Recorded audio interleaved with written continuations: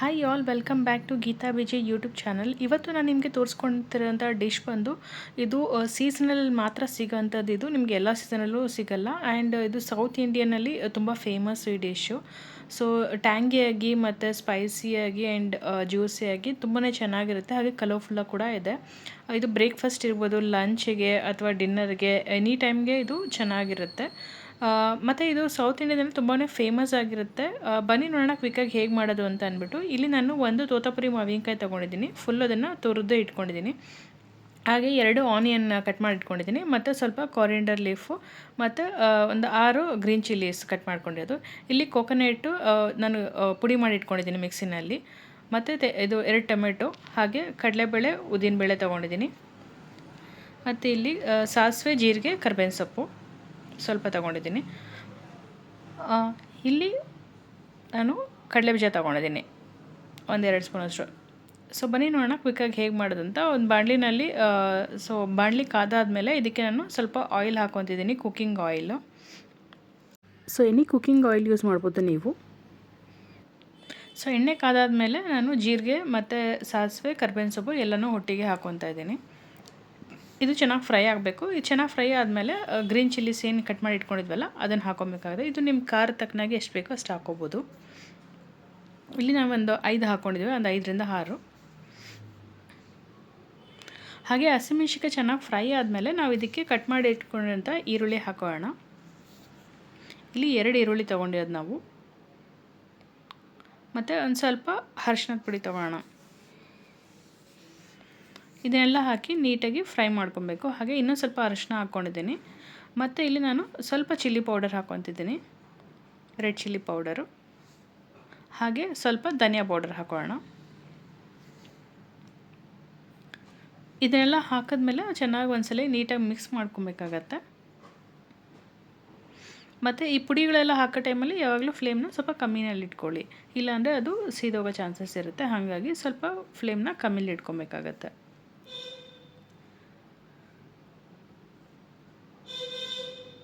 So ಮಕ್ಕಳಿರ್ಬೋದು ಎಲ್ಲರಿಗೂ ಇಷ್ಟಪಟ್ಟು ತಿಂತಾರೆ ಇದು. ಮತ್ತು ಇಲ್ಲಿ 2 ಟೊಮೆಟೊ ಹಾಕ್ಕೊತಾ ಇದ್ದೀನಿ ನಾನು. ಹಾಗೆ ಟೊಮೆಟೊ ಹಾಕಿದ್ಮೇಲೆ ಪುಡಿ ಉಪ್ಪು ಹಾಕ್ಕೊತಿದ್ದೀನಿ. ರುಚಿಗೆ ತಕ್ಕಷ್ಟು ಉಪ್ಪು ಹಾಕ್ಕೊಳ್ಳೋದು ನೀವು ನೋಡ್ಕೊಂಡು ಹಾಕ್ಕೊಳ್ಳಿ. ಸೊ ಉಪ್ಪು ಹಾಕಿದ್ಮೇಲೆ ಮತ್ತೆ ನೀಟಾಗಿ ಚೆನ್ನಾಗಿ ಮಿಕ್ಸ್ ಮಾಡಿ, ಟೊಮೆಟೊ ಎಲ್ಲ ನೀಟಾಗಿ ಸ್ಮ್ಯಾಶ್ ಆಗಬೇಕು. ಹಾಗೆ ಇನ್ನೂ ಸ್ವಲ್ಪ ಉಪ್ಪು ಹಾಕ್ಕೊತಿದ್ದೀನಿ. ಒಂದು ಟೋಟಲ್ ಒಂದು 2.5 ಸ್ಪೂನಷ್ಟು ಉಪ್ಪು ಹಾಕ್ಕೊಂಡಿದ್ದೀನಿ, ಅಂದರೆ ಚಿಕ್ಕ ಉಪ್ಪು ಇದರಲ್ಲಿ ಪ್ಲಾಸ್ಟಿಕ್ ಸ್ಪೂನಲ್ಲಿ. ಇದು ತೆಂಗಿನ ತುರಿನಲ್ಲಿ ಏನು ಹಾಕ್ಕೊಂಡಿದ್ದೀನಿ ಅಂದರೆ ತೆಂಗಿನಕಾಯಿ ಜೊತೆಗೆ ನಾನು 1 ಹಸಿಮೆಣ್ಸಿನ್ಕಾಯಿ, ಹಾಗೆ ಸ್ವಲ್ಪ ಕರ್ಬೇವಿನ ಸೊಪ್ಪು, 1-2 ಕರ್ಬೇವಿನ ಸೊಪ್ಪು ಹಾಕ್ಕೊಂಡು, ಒಂಚೂರು ಜೀರಿಗೆ ಹಾಕ್ಕೊಂಡು ನಾನು ಮಿಕ್ಸಿನಲ್ಲಿ ಪುಡಿ ಮಾಡ್ಕೊಂಡಿದ್ದೆ ನೀಟಾಗಿ, ಅದನ್ನು ಹಾಕ್ಕೊಂಡಿದ್ದೆ. ಹಾಗೆ ಇಲ್ಲಿ ತುರಿದಿಟ್ಕೊಂಡಿರೋಂಥ ಮಾವಿನಕಾಯಿನ ಹಾಕ್ಕೊತಿದ್ದೀನಿ. ಈಗ ಇದನ್ನೆಲ್ಲ ಹಾಕ್ಕೊಂಡು ನೀಟಾಗಿ ಮಿಕ್ಸ್ ಮಾಡ್ಕೋಬೇಕು. ಒಂದ್ಸಲ ಎಲ್ಲ ನೀಟಾಗಿ ಮಿಕ್ಸ್ ಆಗಬೇಕು.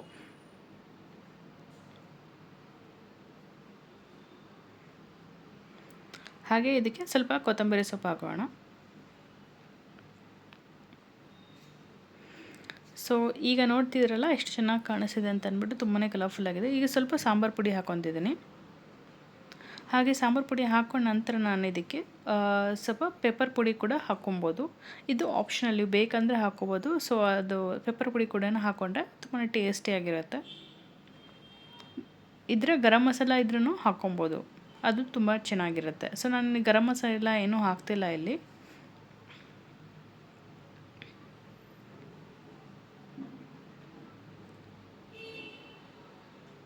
ಮಾವಿನಕಾಯಿಂದ ಚಿತ್ರಾನ್ನ ಮಾಡೋದು ಟೇಸ್ಟಿಯಾಗಿ ಹೇಗೆ ಅಂತ ನೋಡಿದ್ರಲ್ವ.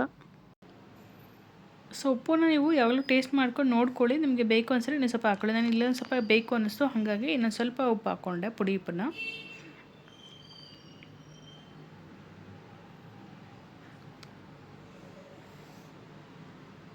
ಮತ್ತು ಪೆಪ್ಪರ್ ಪುಡಿ ಹಾಕ್ಕೊತಿದ್ದೀನಿ. ಈಗ ಫ್ಲೇಮ್ ಲೋನಲ್ಲಿಟ್ಟು ನೀಟಾಗಿ ಚೆನ್ನಾಗಿ ಮಿಕ್ಸ್ ಮಾಡ್ಕೊಬೇಕಾಗತ್ತೆ ಒಂದ್ಸಲಿ. ಸೊ ಈಗ ನೋಡಿದ್ರಲ್ಲ, ಈಗ ರೆಡಿಯಾಗಿದೆ ಇದು. ಸೊ ಇದಕ್ಕೆ ನಾನು ಪ್ಲೇಟ್ನ ಕ್ಲೋಸ್ ಮಾಡಿ ಈ ಕಡೆ ಏನು ಮಾಡ್ತೀನಿ, ಒಂದು ಬೌಲ್ ಇಟ್ಕೊಂಡು ಅದಕ್ಕೆ ಸ್ವಲ್ಪ ಆಯಿಲ್ ಹಾಕ್ಕೊತೀನಿ. ಅದು ಎಣ್ಣೆ ಕಾದಾದ್ಮೇಲೆ ನಾನು ಅದಕ್ಕೆ ಏನು ಮಾಡ್ತೀನಿ, ಕಡಲೆಬೇಳೆ ಉದ್ದಿನಬೇಳೆನ ಹಾಕ್ಕೊತಿದ್ದೀನಿ. ಸೊ ನಾನು ಮೊದಲೇ ಎಂತಕ್ಕೆ ಹಾಕ್ಕೊಳ್ಳಿಲ್ಲ ಒಗ್ಗರಣೆ ಮಾಡಬೇಕಾದ್ರೆ ಅಂತಂದರೆ, ಅದರಲ್ಲಿ ಹಾಕ್ಕೊಂಡ್ರೆ ಕೆಲವು ಸಲ ಮೆತ್ತಗಾಗೋ ಚಾನ್ಸಸ್ ಇರುತ್ತೆ. ಅಷ್ಟೊಂದು ಟೇಸ್ಟ್ ಕೊಡೋದಿಲ್ಲ ಆ ರೀತಿ ಹಾಕೊಂಡಾಗ. ಮತ್ತು ಎಲ್ರಿಗೂ ಅದು ಇಷ್ಟ ಆಗೋದಿಲ್ಲ, ಇದು ಕಡಲೆಬೇಳೆ ಉದ್ದಿನಬೇಳೆ ಹಾಕ್ಕೊಂಡು ಫ್ರೈ ಮಾಡ್ಕೊಂಡು ತಿನ್ನೋಂಥದ್ದು.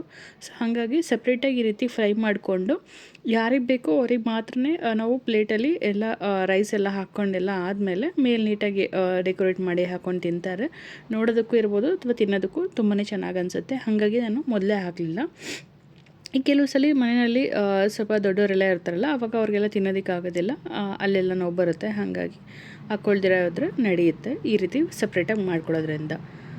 ಮತ್ತು ಇದನ್ನೆಲ್ಲ ಹಾಕ್ಕೊಂಡಾಗ ನಾವು ಫ್ಲೇಮ್ ನೋಡಿಕೊಂಡು ಫ್ರೈ ಮಾಡ್ಕೋಬೇಕಾಗುತ್ತೆ. ತುಂಬ ಹೈ ಫ್ಲೇಮಲ್ಲಿ ಇಟ್ಕೊಂಡು ಸೀದೋಗೋ ಚಾನ್ಸಸ್ ಇರುತ್ತೆ. ಹಾಗಾಗಿ ಫ್ಲೇಮ್ನ ಆದಷ್ಟು ಕಮ್ಮಿಯಲ್ಲಿ ಇಟ್ಕೊಂಡು ಚೆನ್ನಾಗಿ ನೀಟಾಗಿ ಫ್ರೈ ಮಾಡ್ಕೊಳ್ಳಿ. ಕಲರ್ ಸ್ವಲ್ಪ ಚೇಂಜಸ್ ಆಗ್ತಿದ್ದಂಗೆ ನಿಮಗೆ ಗೊತ್ತಾಗುತ್ತೆ, ಆಗ ನೀಟಾಗಿ ಫ್ರೈ ಆಗಿದೆ ಅಂತ ಅರ್ಥ.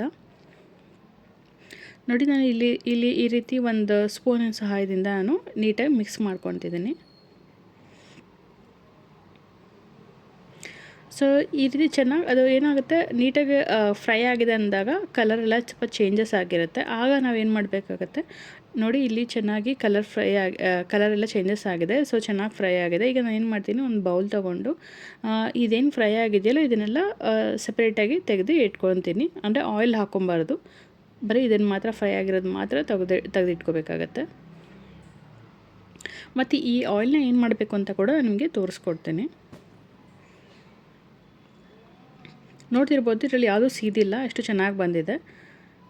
ಈಗ ನಾನು ಏನು ಮಾಡ್ತೀನಿ, ನಾವು ಮೊದಲೇ ಫ್ರೈ ಮಾಡಿ ಇಟ್ಕೊಂಡಿದ್ವಲ್ಲ, ಇದು ಚಿತ್ರಾನ್ನದ ಗೊಜ್ಜು, ಮಾವಿನಕಾಯಿ ಚಿತ್ರಾನ್ನ ಗೊಜ್ಜು. ಈಗ ಇದರೊಳಗಡೆ ಏನು ಮಾಡ್ತೀನಿ, ನಾನು ಬಿಸಿ ಮಾಡಿ ಇಟ್ಕೊಂಡಿದ್ದ ಆಯಿಲ್ ಇತ್ತಲ್ಲ ಅದನ್ನು ಹಾಕ್ಕೊಳ್ತೀನಿ. ನಾನು ಮೊದಲು ಸ್ವಲ್ಪನೇ ಕಮ್ಮಿ ಆಯಿಲ್ ಹಾಕ್ಕೊಂಡಿದ್ದೆ, ಹಾಗಾಗಿ ಇವಾಗ ಇನ್ನೊಂದು ಸ್ವಲ್ಪ ಬ್ಯಾಲೆನ್ಸ್ ಆಯಿಲ್ ಹಾಕ್ಕೊತಿದ್ದೀನಿ.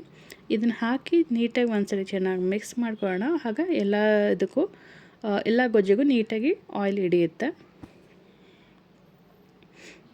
ಮತ್ತು ನೀವು ಕಲಿಸ್ಕೋಬೇಕಾದ್ರೂ ಅಷ್ಟೇ, ರೈಸ್ ಜೊತೆ ಮಿಕ್ಸ್ ಮಾಡ್ಕೋಬೇಕಂದಾಗ ಎಷ್ಟು ಬೇಕು ಅಷ್ಟು ಗೊಜ್ಜನ್ನ ಮಾತ್ರ ಹಾಕ್ಕೊಂಡು ಕಲಸಿಟ್ಕೊಳ್ಳೋದ್ರಿಂದ ಚೆನ್ನಾಗಿರುತ್ತೆ. ಸೊ ಇದು ಒಂದು ಒಂದು ಪಾವು ಅಥವಾ ಒಂದು ಕಾಲು ಪಾವು ರೈಸಿಗೆ ಈ ಗೊಜ್ಜು ಆಗುತ್ತೆ. ನೋಡಿರಲ್ಲ, ತುಂಬಾ ಕ್ವಿಕ್ಕಾಗಿ, ಕಲರ್ಫುಲ್ಲಾಗಿ ಆ್ಯಂಡ್ ಟೇಸ್ಟಿಯಾಗಿ, ಸೊ ಟ್ಯಾಂಗಿ ಆದಂಥ ಮಾವಿನಕಾಯಿ ಚಿತ್ರಾನ್ನ ಸೀಸನಲ್ ಡಿಶ್ ಇದು. ಹೇಗೆ ಮಾಡೋದು ಅಂತ ನೋಡಿದ್ರಲ್ಲ. ಈ ಸೀಸನ್ ಮುಗಿಯೋ ಅಷ್ಟರೊಳಗಡೆ ನೀವು ಮನೆಯಲ್ಲಿ ಒಂದ್ಸಲಿ ಈ ರೀತಿ ಟ್ರೈ ಮಾಡಿ ನೋಡಿ, ನಿಮಗೂ ತುಂಬಾ ಇಷ್ಟ ಆಗುತ್ತೆ. ಹಾಗೆ ನೀವೆಲ್ಲ ಒಂದ್ಸಲಿ ಟ್ರೈ ಮಾಡಿದ್ಮೇಲೆ ಹೇಗೆ ಬಂತು ಅಂತ ನನಗೆ ಕಮೆಂಟ್ ಮಾಡಿ, ಕಮೆಂಟ್ನಲ್ಲಿ ತಿಳಿಸೋದನ್ನು ಮರಿಬೇಡಿ. ಹಾಗೆ ಯಾರೆಲ್ಲ ನನ್ನ ಚಾನೆಲ್ನ ಸಬ್ಸ್ಕ್ರೈಬ್ ಮಾಡ್ಕೊಂಡಿಲ್ಲ ಇದುವರೆಗೂ, ಅವರೆಲ್ಲ ಸಬ್ಸ್ಕ್ರೈಬ್ ಮಾಡ್ಕೊಳ್ಳಿ ಅಂತ ಕೇಳ್ಕೊತೀನಿ. And thanks for watching my video.